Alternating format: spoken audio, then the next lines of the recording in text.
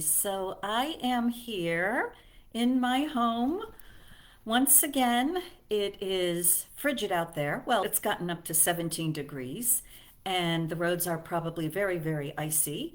And we're not sure about the parking lot situation at the Masonic, so we decided to um, roll it from home. And so that's one wonderful thing about our past 2 years is we've learned how to do things virtually, so we don't have to cancel everything because of the weather. We can just sort of switch our focus, which actually is our topic today. So John says good morning, and Mary says good morning from she and Kathy. So good morning to you guys. Hi. And you three win spiritual mind treatment work for me. So just send me a little note. Let me know for what you would like me to treat, and I will do that.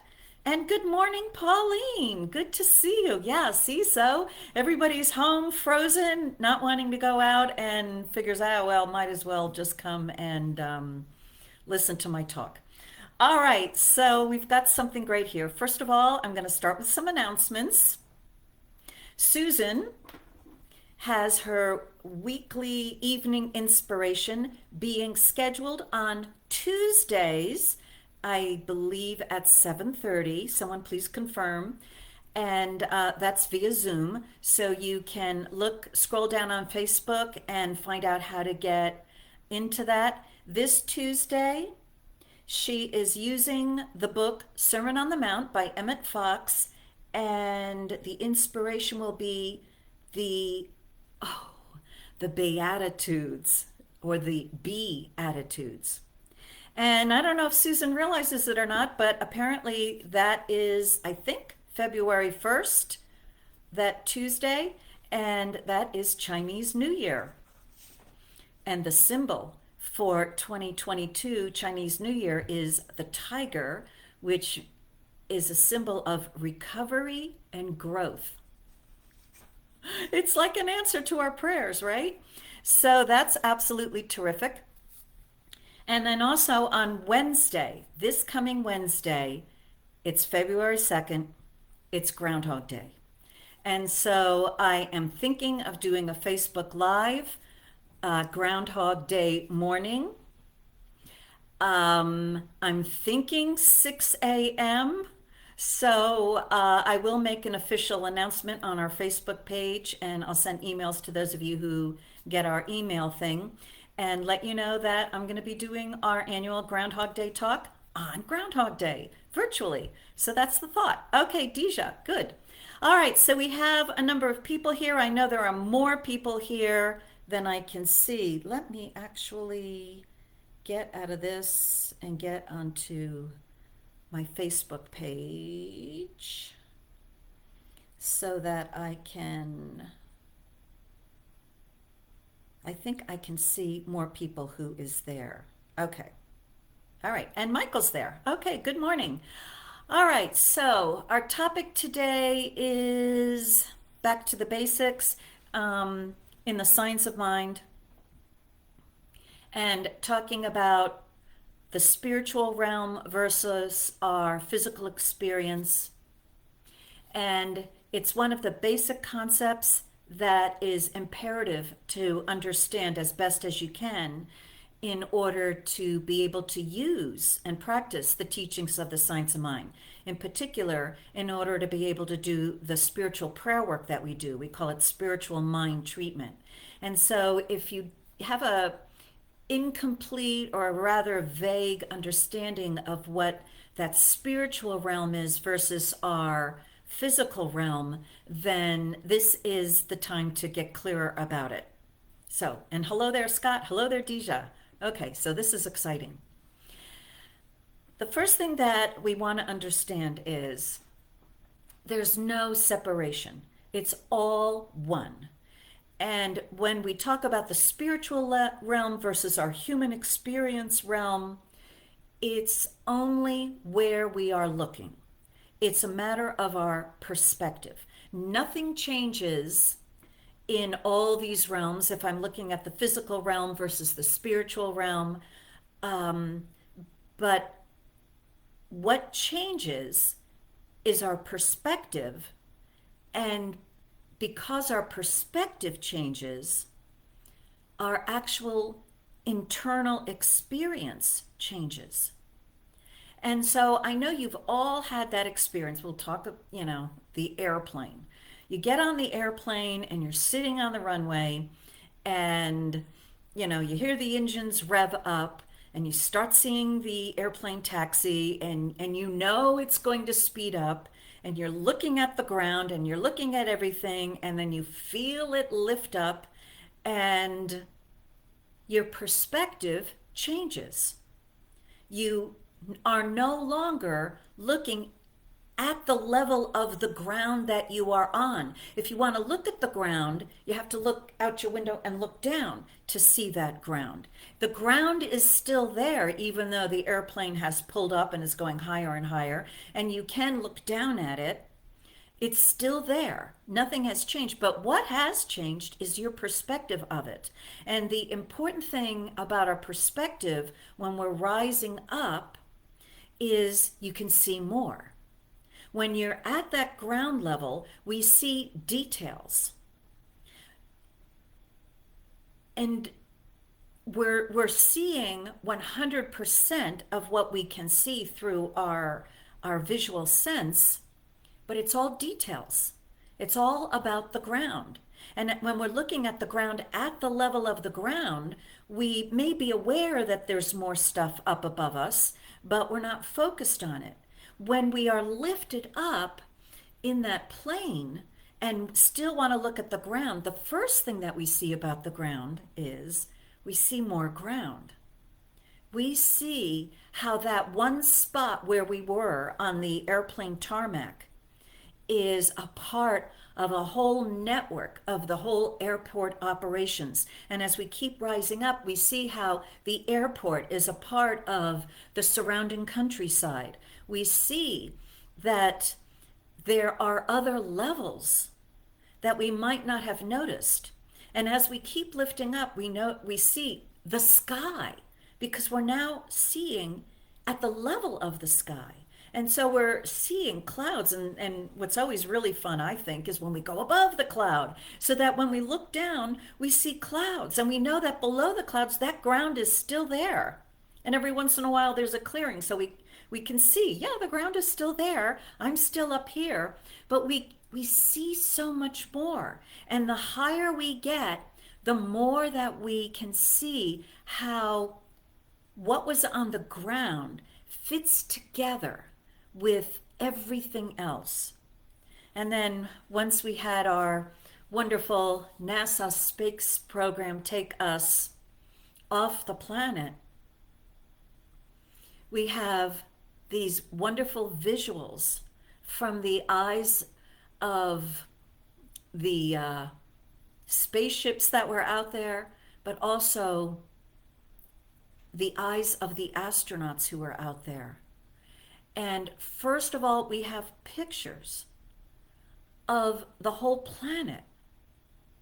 And as we have these lunar or not the lunar orbits, but we have the missions that are going further and further away from our particular planet and its orbit, we are seeing how our planet fits in within the whole solar system. We are seeing more broadly.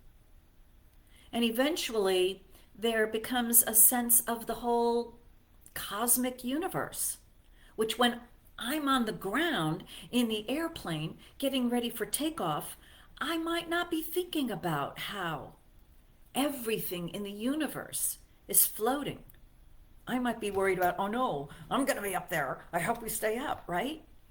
So no matter what level you're looking at, call it realms or planes of action, whether it's spiritual, mental, I'm thinking about my thoughts, emotional, I'm thinking about how I'm feeling, or physical, I'm thinking about my body, or the environment, or nature, or relationships, or technology, no matter what I'm focused on, we want to realize and remember that all the other planes of action are all still there.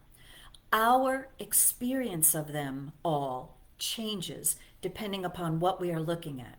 So, yesterday, of course, I was out there cross country skiing, and I was very aware of the physical. I had to stay very, very present. I was trying to improve my posture because the first time I went out, I was all hunched over, looking at the ground, making sure I got my skis going somewhere. I didn't know where. But I had watched a video and they're like, no, you have to stand up and look straight toward the where you're going. And so I was practicing that. And every once in a while, I, needed to, look down, make sure my skis were doing, because, let's face it, they're still going all over the place. But practice more and more looking at that horizon. And as I did that, I was still in the physical realm, but my view of where I was going and my plans for how to get there was expanding. I could see more and more choices. And so I explored more and more of this particular park that I was in. And I could see that I could go around the fence of the baseball court, but I had to be really careful because there was a sharp drop off and I didn't want to do that. And so I had to be careful how I was going. But that longer view, even in the physical, gave me more options. And so my actual fear or worries or concerns when I was looking a couple of weeks ago at my feet and where are the actual skis going, those concerns were minimized as I began getting more and more involved with where am I going, what should I do? And then eventually, again, still in the physical, but I got into my physical body as I had cut a little circular course and I was going around it a couple of times, fell down, but I had watched a video, so I knew how to get up. Quite a different experience than the first time I fell down. And I had no clue about how to get up. Videos are great. And so, with more confidence, with more knowledge, and with more exercise, I became aware of my body. And I realized, can Karen physically handle another circular tour of this path that I had done and get back to her car without needing to call for some sort of assistance? So the point of all that is the higher our perspective, the higher our view, whether we're looking at our feet or looking at our horizon or looking up above or from up above looking down, we always have more things we can think about. We always have more options, more opportunities, more choices. We can see that the way we have done things in our day step to step movement is expanded, that there are more ways than what we thought of putting one foot in front of the other. And of course, our internal experience of living changes, so that when I'm focusing on my mental realm, the mental realm of thought, it doesn't matter where I am physically. It doesn't matter what's going on around me. I could be in a waiting room somewhere in a line. I could be in a beautiful park. I could be in my home. I could be out in the snow. I could be anywhere. But if I'm reading a book or if I'm listening to a book or to a podcast or something, I'm experiencing what is being said there, what I'm reading there, the ideas that are there. I'm not experiencing the environment, the immediate environment that I am in. So, in the science of mind, we have a concept, call it the spiritual realm or the level of, Judge Thomas Troward calls it the absolute, but there is a level of perspective that is made up of formless imaginings.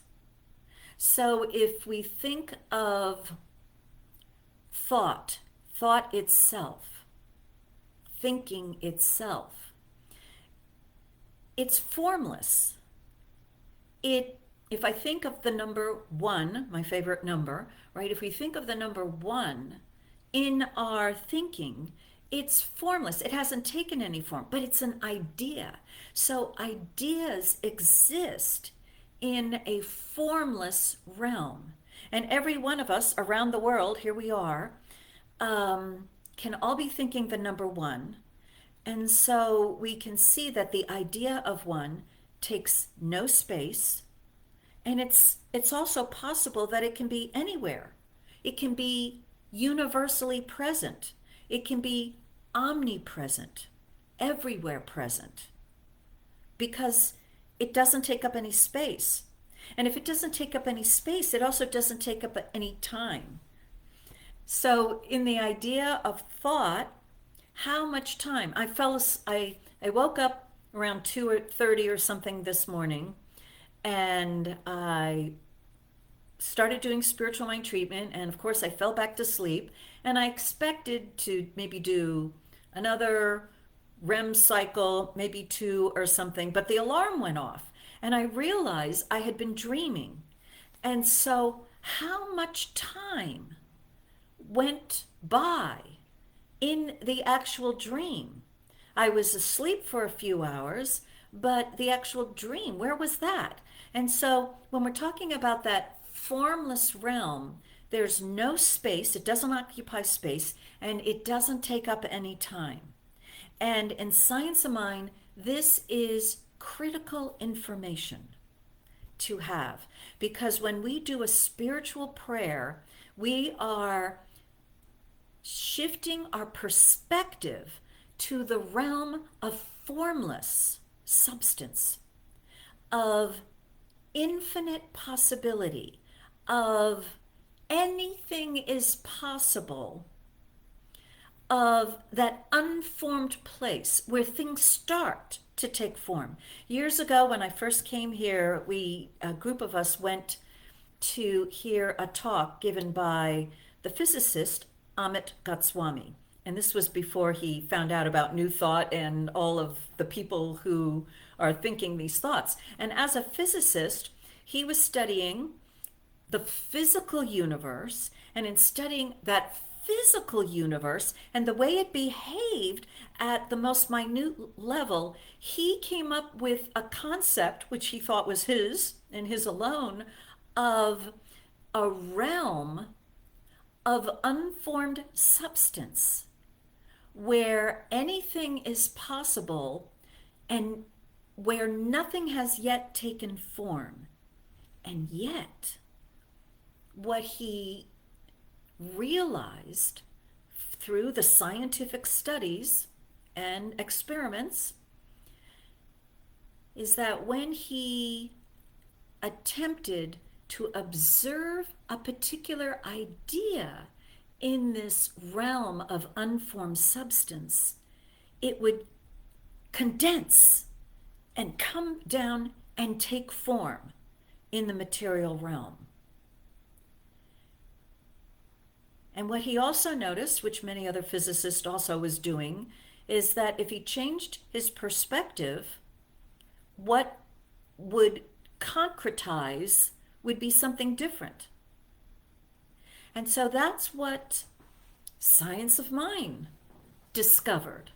Without knowing anything about physics whatsoever, over 100 years ago, 150 years ago or so, people began practicing,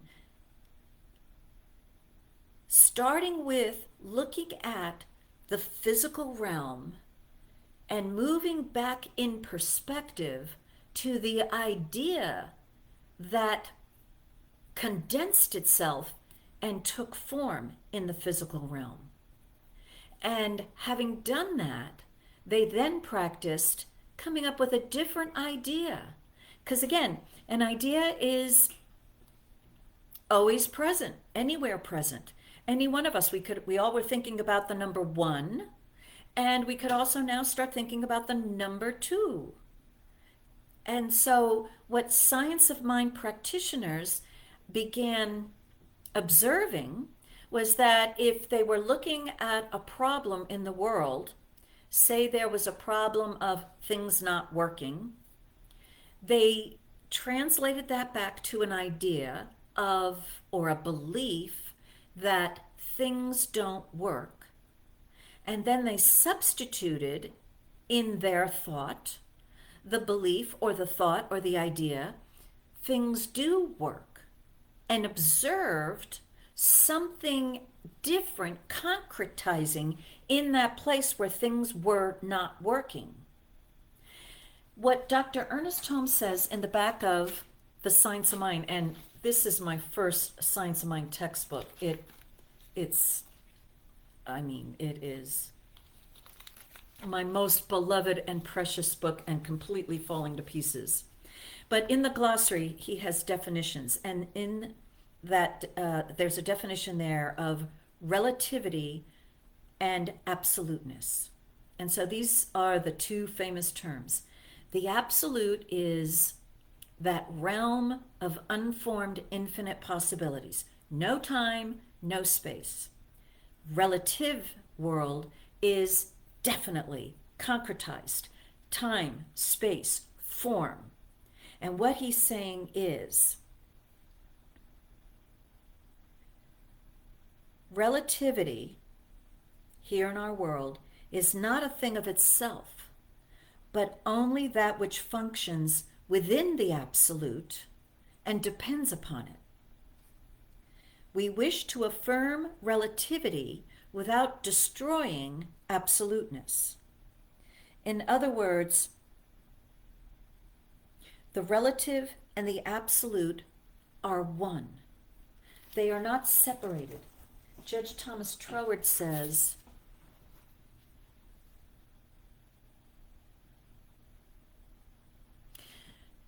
these two concepts of the absolute, and the relative, he would also call it the abstract and the concrete, the unconditioned and the conditioned, right? They're not incompatible, but they are the complement of the other. And the only reality is the combination of the two. Take a stick, it's a stick. But it becomes a broom when I stick a brush to the end of it. It becomes a rake when I stick that scrapey thing with the little forks in it. It becomes a feather duster if I stick some, feathers at the end of it. It's no thing in that unconditioned realm is no thing, because things are in time and space, but it is a thing when it takes form. But the form requires having an idea behind it. When we observe anything in the physical realm that is unfamiliar to us, our first thought is, what is it? What is this thing I'm looking at? Years ago, when I first adopted my cat on Mother's Day, thank God I had an acting scene partner in my home with me. We were rehearsing, and she was ready to leave, and we looked over at the couch, and there was my cat, and there was this thing next to her. And I'm like processing in my mind, what is this thing? Did she, is it a massive fur ball? Did she poop? Is it, I don't know, some kind of alien object? Did she kill a rat? What is it? What is it? And luckily, my scene partner looked at it and said, oh, she's having kittens. And kitten, the idea of kitten brought meaning to this blob that I saw. Also, it certainly changed my reaction to this blob that I saw. And so what Judge Thomas Troward tells us is the error of the extreme idealist, living in ideals, that spiritual realm, is in endeavoring to realize the absolute without the relative. Dr. Stuart Grayson, my teacher, used to say that the Eastern cultures, say 50, 60 years ago, would emphasize that level of the absolute, the idealist, and not pay that much attention to the relative physical realm. And then Troward goes on to say, the error of the extreme materialist which Dr. Stuart Grayson would say years ago is Western civilization, thinking about progress, success, doing things, getting things done, right? The error is endeavoring to realize the relative with the absolute. On the one side, the mistake is in trying to realize an inside without an outside, and the other in trying to realize the outside without the inside. Both are necessary to the formation of a substantial entity. So the science of mind, spiritual mind practitioner is trained to understand that concept of this unformed realm where you can entertain ideas, and that practitioner is also trained to understand that ideas concretize into form, like Amit Goswami had discovered, and experiments and practices with looking at what has been formed and thinking back, what must the idea have been to create this thing, because it's still there. That idea of the thing is still present in the thing. They're one, right? We can't separate it. So it's still there. And if I stop trying to change the thing, which requires a lot of work, and I go to the realm of ideas and change the idea, which is easier, it's much easier to change from thinking a one to a two. I don't have to like move the snow around. Just did it in my thought. Very easy. From an artichoke to an aardvark. Very easy to change thoughts. And so the science of mind practitioner changes the thought. So here's the thought of the thing, and let me change this to this thought, and this thing gets created. We don't change the thought, and now let me try to change the thing. I can't look in a mirror. This is awful, right? That we don't have to do. That is the law of cause and effect. That is a natural law, the law of creation, always at work. And so the science of mind practitioner doesn't have to make it work. The science of mind doesn't have to create something. If we're working in the material world, the relative world, then we have to make it work. Let me figure it out. Yesterday, the snow was coming down, and I was up very, very early and in my home, in my pajamas, fooling around, drinking tea, whatever. And I'm watching, all my neighbors were out there at, 7 a.m., plowing their cars, and the plow was coming and everything. And I was sitting there going, good job, guys. I'll join you all later this afternoon when it's warmer and, when all the snowing has come down. And so that was my plan.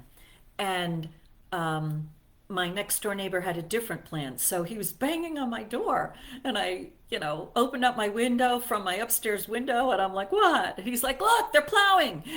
Come on down. So I threw some clothes on, went out and joined the party, the plowing, shoveling party, got my car out. And as a result, the whole parking lot got cleared because my car got out of the way. And I had fun with all these people talking about the snow, what it's like when the neighbors get together to mutually complain.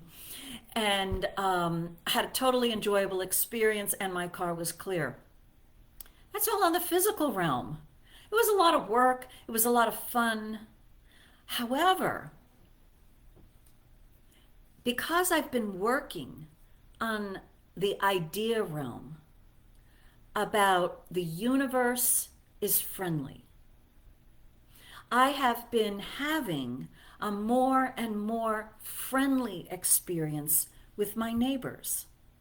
So the old Karen 20 some years ago when she moved here might not have known her other neighbors. And yeah, even that old Karen was in the bedroom thinking, okay, I'll wait till everybody's all done and then I'll go out there and all alone I will shovel my car and move it out. That was my old way, coming from my old perspective, which included a belief The universe is a scary place.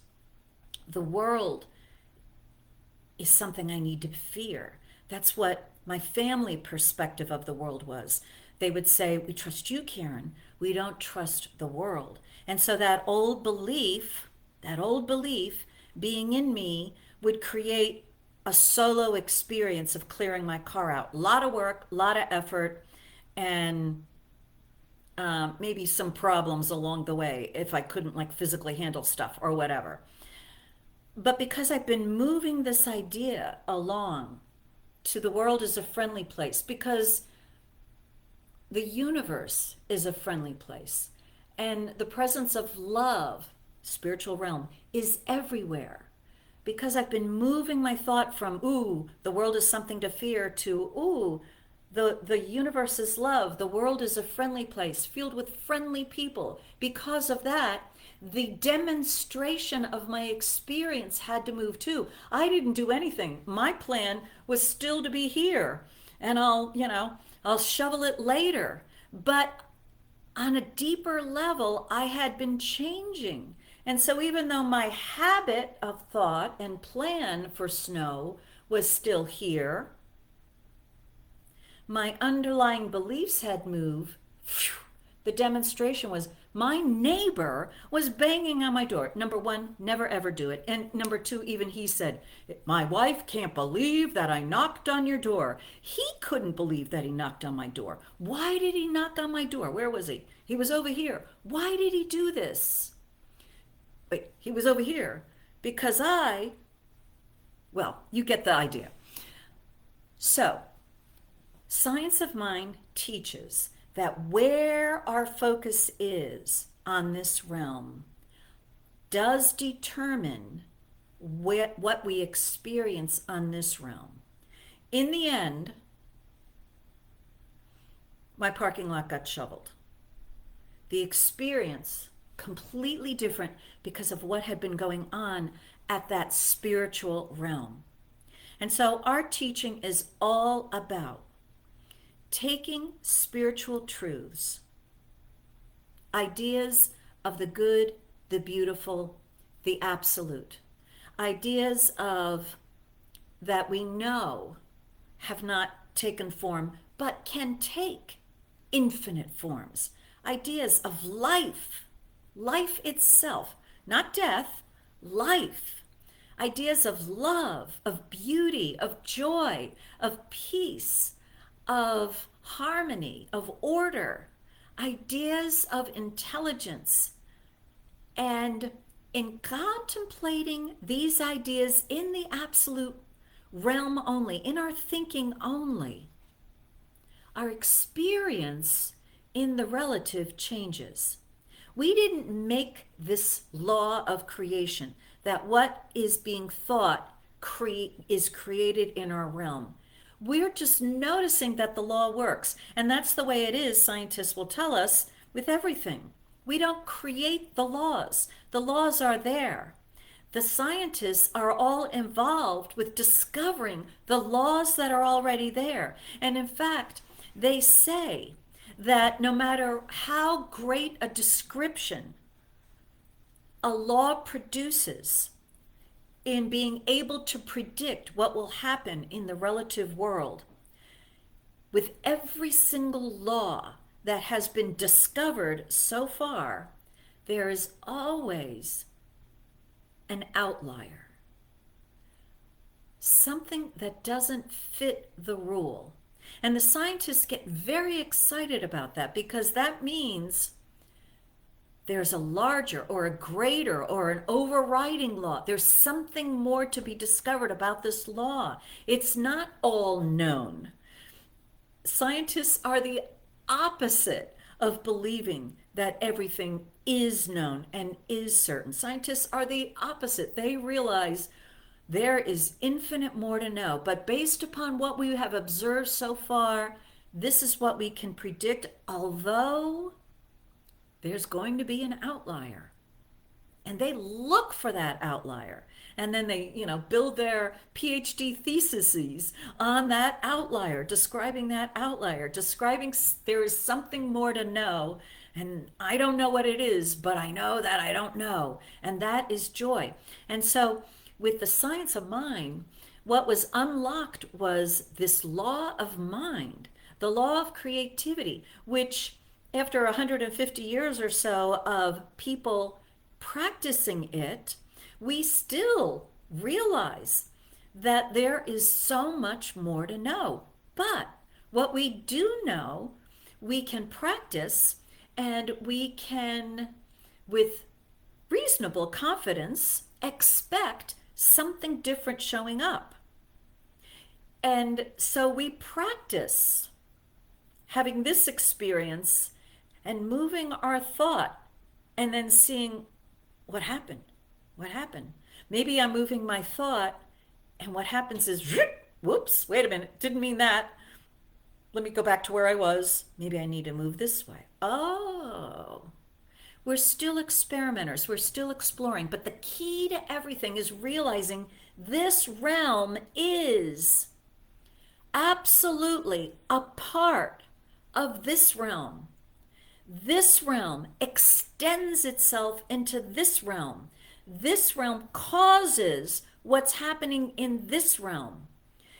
We can focus on this realm, and we can focus on that realm, and we can focus on this realm and know that that realm is there, and we can focus on this realm and know that that realm is there. It's all experimenting with our own particular perspective to see what occurs. I see that Robert Hummel is here. He's our great artist here in Princeton. Very exciting. And you could go to his site and see all of his beautiful paintings and photographs and stuff that he has on sale right now. So you can see his perspective. But, and we've got John out there who's, a playwright, and other people who are very creative types. Susan, hello, that. She's a craftsy artist extraordinaire, and I know that there's a lot of other people there. That's just what comes to my mind right now. And all of you artists know, you get an idea. It hasn't taken form yet. An idea, a glimpse of something, and you're trying to condense it and capture it and bring it into form. And as it's coming down into form, you keep trying to be true to that idea that you had in your head, and maybe what's coming down in the form is going in another direction, but you're doing your best. And the main point is something gets created from that glimmer of an image that began in the artist's thought. And in the science of mind, we recognize the greatest artist of them all, that divine creator that is having an image in itself of itself and is perpetually seeing that image. And as a result, this entire universe and everything in it is created and created and created. Yes, Gary, formlessness. It's all one. So, Science of Mind Basics is to realize there's another perspective here. I'm in the mud, but I can look higher. And yes, as human beings, we've already had that experience of don't look at the bottom of your skis, look up at the horizon. It'll get easier. I can't tell you whether I was actually having an easier skiing experience looking up, but I went much farther than when I was shuffling along looking down. And so that is a definition of greater good. The further and the farther out, or the higher and the broader our perspective, the more and more we are moving into that realm of ideas, the spiritual realm, and the more we can bring them into our experience. That is key. If you don't have that in the science of mind, you're pretty much not knowing why you're saying the words that you're saying, but you're doing it anyway, right? The law of attraction. You don't know what you're doing, but it seems to work anyway. So But when you understand that, it makes it easier to do a spiritual mind treatment. And so I'm going to do one right now. And as I do it, I want you to listen. I'm going to start in the idea, the level of spiritual truth, as according to my perspective of it, the highest perspective I have of it. And so when I do a spiritual mind treatment, I say this word is for you, each one, down here in the relative world, right? And here we all are in our relative world with our experience, right? Snowed in, icy. We've got people all over the world right now, so people are having all kinds of experience. That's great. And then I'm going to begin the spiritual mind treatment at the level of the absolute. What is true universally in the absolute, the unconditioned, what is spiritually true, always true, unchanging truth. I'm going to say that. Then I'm going to say that's true of each one here. I'm raising us up. That which is true in the absolute is true. We're not here in the mud and trying to dig out the snow of us, the real us, the idea of us. What's true here is true in that idea of us, and therefore it's true all the way down into the relative. That's a spiritual mind treatment. Call it God, God is, I am, therefore it is. One idea.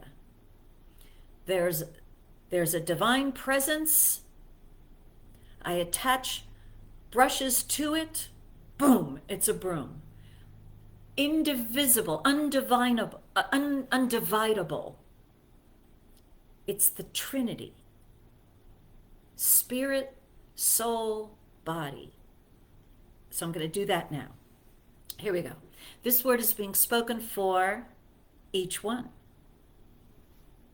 There is only one life, one presence, something that is eternal, infinite, formless, some substantial essence that is knowing itself, and it knows itself.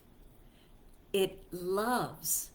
It is infinitely intelligent, and it is forever creating its ideas into form. This creative presence is omnipresent, and it is present right now, in, through, as, and all around each one. This presence is present right now, in, through, and as, all around each one. In fact, each one is this presence of love personified. Each one is life itself personified.